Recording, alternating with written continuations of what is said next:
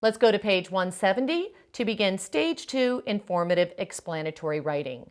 We always begin every stage with a chant so that you can introduce to the students what they will be learning. In this case, the chant is big idea. That's what all the information is about, which they already learned that in stage 1. Then I tell information, all about that big idea. So we're going to be writing information, and what is it that we're going to be writing? We're going to be writing the big idea. That's what all the information is about. Then we're going to tell information, all about that big idea. On page 171 is your at-a-glance steps for you to follow when you're teaching children stage 2 of writing. The top section of the page here is the big idea. So steps 1 through 5, those are the steps the children follow to write the big idea, which they already learned at stage 1. The bottom of the page is the information that you're going to tell about the big idea. Those are your details. Notice we have 1 through 4 here in which we are going to follow for the details. You keep repeating these steps 1 through 4 over and over until you've finished telling about the big idea. What I want to show you is you have 2 cards. Once you figure out what the big idea is, then you have to decide, am I sequencing the details or am I categorizing the details? These cards are what you use. If you're going to categorize, then you're going to use the top card. That's going to be your metacognitive prompts that you ask kids they have to learn in their brain to tell themselves in order to stay on topic and get the details to tell about the big idea. And the bottom card, that's the metacognitive questions and what they need to learn in order to sequence the details that tell all about the big idea. After that, we'll look for adding different sentence beginnings. And these beginnings do not have to be actual transition words. They can just be the word the. We're just going to identify what the beginning is. I like to add some transitional words in there. I don't need to do it for every sentence though. And then finally, we'll add punctuation. So you have all your at-a-glance steps on page 171 for you to follow. Up on the wall behind me is an example of the stage 2 wall chart that you would show your students and they would follow as you go through the lesson. Page 172 and 173 are the last 2 pages that you have for stage 2 writing. Notice up on the top of page 172 are the descriptors. What skills are you teaching at stage 2? You're going to be teaching the big idea sentence and the details. This is what the content and organization should be, the sentences and the mechanics. It gives you and outlines all the skills that you teach at this stage and they're aligned to your standards. On this page also is a visual of the chart, the wall chart that you would show students have mounted up. And then here's the following pieces that you need for this stage. When students know the information and they're using these steps, they always start with brainstorming. So I will start by telling you that when you brainstorm, you're going to have all the students sit on the carpet or sit at their seats. It doesn't matter, but you are the only person putting the brainstorm information up on the board or up, I would suggest, on butcher paper so that you can keep taking it up and down whenever you need to use it for the lesson.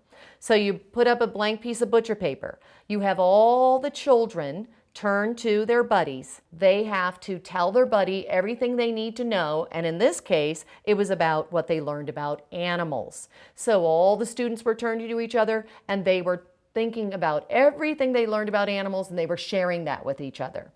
So you always have them talk with each other first. And when I choose a child, they're going to tell me things that they know about animals, what they had learned in our unit of study.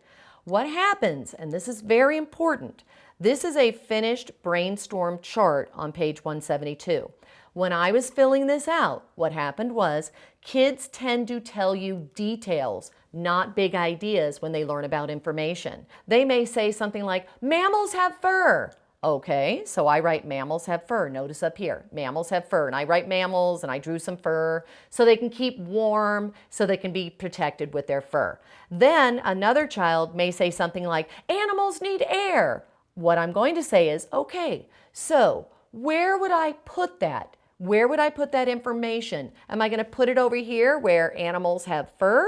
Or am I going to need to put it in another place on the board? Another place. Those two don't go together. So I'm going to draw some air over here so that animals need air. And as they tell me different details, I start having them tell me which category do I need to put it in. Oh, so plants need sunlight. Okay, where am I going to put that? Am I going to put that over here where we had how we had mammals have fur and birds have feathers? Or am I going to put it over here where we had air and we had water? Where would I put it? Oh, we're going to put it over with air and water. So now we have animals need air, water, sunlight, and we keep putting the details there after we have different details. And notice on the bottom, children told about a life cycle, how plants and animals and insects, they all start their life.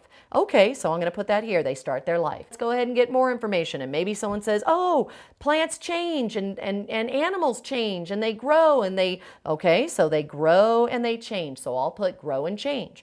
So what happens is, as I'm recording the information, if I have a lot of details, then I stop the group and I go, let's go ahead and label all of our information. All of this right here, air, water, sunlight, all these different pieces of information. What is that about? Is that about shoes or is that what animals need? Oh, that's what animals need. So I'm going to put animals needs in order to survive. What about over here where we had feathers and scales and we had fur? What are all those things about animals? Oh, those are their coverings. So I'm going to write animal coverings. So what I'm doing is I'm always starting from what the children give me. I don't want to give the big idea and then kids tell me details. I want them to take how they think. They're telling me all these details they've learned. That's fine. What do you do with the details? You should categorize them, put them together with the ones that go together. Once you have many, then you go back and you start talking about those details and what about them? What are they all about? Oh, these details right here. These are all about mammals and birds. Oh, snakes, reptiles. Oh, these are about different types of animals, different animals. And what about them? Well, let's see, we have fur, we have feathers, we have shells, we have scales. Oh, those are their coverings. So that's critical that you're always starting from where the kids start. If kids do give you a big idea, then you go, wow, that's a big idea. Let's box it. Animal coverings. What are some animal coverings? What kind of animals are we talking about? Birds. What coverings do they have? And now you may be recording the information there. So I'm showing you how most kids give details, how you can organize them in categories, and then label them with the big idea. So there's your brainstorming. Once you've brainstormed, so up here, the children have told me everything they know from what animals need, everything they know about an animal's coverings, and also we talked about the life cycle of animals. We had these 3 categories about animals.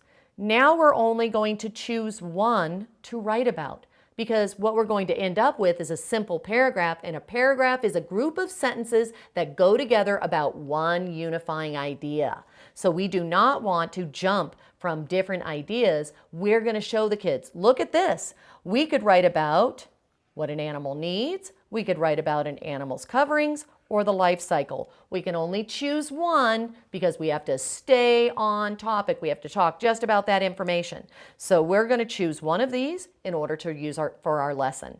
So one day in our writing lesson, we may just be doing brainstorming, organizing all the information. But look what we've got from this. After we have a brainstorm, I have 3 different paragraphs that I could actually have my kids go through in order to write. And now they're going to have 3 different writing projects about what they already know. So when you brainstorm, you're not just brainstorming for one paragraph. You're going to have many different writing lessons that you could use because you have 3 different paragraphs that you've brainstormed here. It just depends on what the kids give you. A word of caution, and this is actually something really good that kids need to know. What if they gave me a couple of details that didn't belong in these 3 and belonged over here, and I wrote them down, and then we came up with a big idea, but when we go back, what I would say is, boys and girls, before we decide which one we're going to write on, first thing we need to do is just decide, do we have enough information to even write? Let's see, down here, we don't have a lot of information, so we're going to have to X that out. That we can't write about because we don't know enough, or we need to go back and read and find more information about that. We have enough information about what animals need, their coverings, and life cycle. So we're going to choose one in order to write our paragraph about. Once we do that, we'll go to another one and another one. Below are our cards, our categories cards, and our sequencing cards. When you categorize or sequence, categorize means the details don't have to be in a specific order. So what you're going to do is when you have your first detail, you're always going to say, for the first detail, you always use the word one.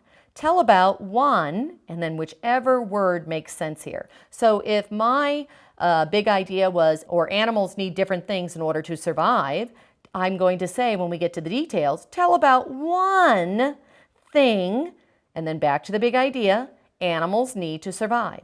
When we go to all the other details, then I say tell about another thing, animals need to survive. This is the prompt that you're going to use in order to get your kids to go from one detail to another for categorizing. Sequencing, let's say that the information was about a life cycle.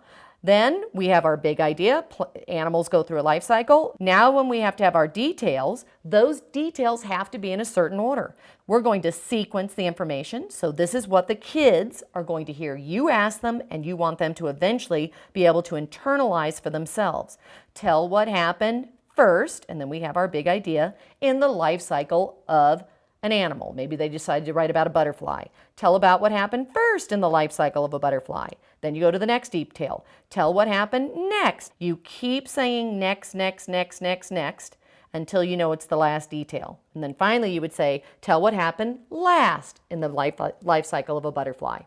These detail prompts, being able to categorize or sequence the details, are critical for kids to understand because it's teaching their brain how to stay on topic and what to write about. On page 173, you will see here's a sample of a kindergarten plan. Now, of course, this plan was drawn up by the teacher, and then you have the writing down here. So I was drawing the organizer, but the kids and I together were planning this paragraph, this very simple paragraph about what they learned about pigs. So we went through the steps, and I'm drawing the organizer, and then we're going to orally rehearse it, and maybe we write it out in interactive writing, or maybe kids go back to their seat and they write the whole thing on their own. It really just depends on what level of writing they're at. Or I may be using these same exact steps where individual students are in small groups, and on a sheet of paper, legal size paper, I'll be recording their big idea. They orally say it, then they go to write it down. When they go to write down their details, I may be putting this on a little organizer page for them, and then they orally say it, and then they go write it down, sentence after sentence after sentence. This would be in a small group. This is how, at the beginner level in small group writing, this is how I can work with kids individually by helping them with an organizer. I would be drawing it so that then I can walk through the steps for them to plan those sentences. In first grade, you actually are going to have your whole class with legal size paper, and you're going to go through these steps where everyone's going to be drawing the plan about whatever they learned. So in this case, this was about animal coverings, and then how there were different details that we're telling about animal coverings. Then you're adding the capitals, the stops, the kids orally rehearse it, and then they write it down. So stage 2 writing. What are we going to be teaching? We're going to add on to that topic sentence we learned in stage 1, and now we're going to teach them what kind of details are they? Are we categorizing or sequencing? We're learning the prompts if you're to categorize details, or we're learning what to think in our brain when we have to sequence details. We're going to add our punctuation and write it down. Let's go ahead and we're going to do a practice lesson following these steps so that you can use the steps to write information. On page 172, we'll use that page as our visual of the steps that you'll follow in order to write out your plan. The reason why I'm on this page is because we have our brainstorm there to refer to. If you are using a brainstorm, if the students are doing this lesson because they know the information, then they need to start with a brainstorm. So we have here a brainstorm. We're going to choose one of our different ideas to write about in this lesson.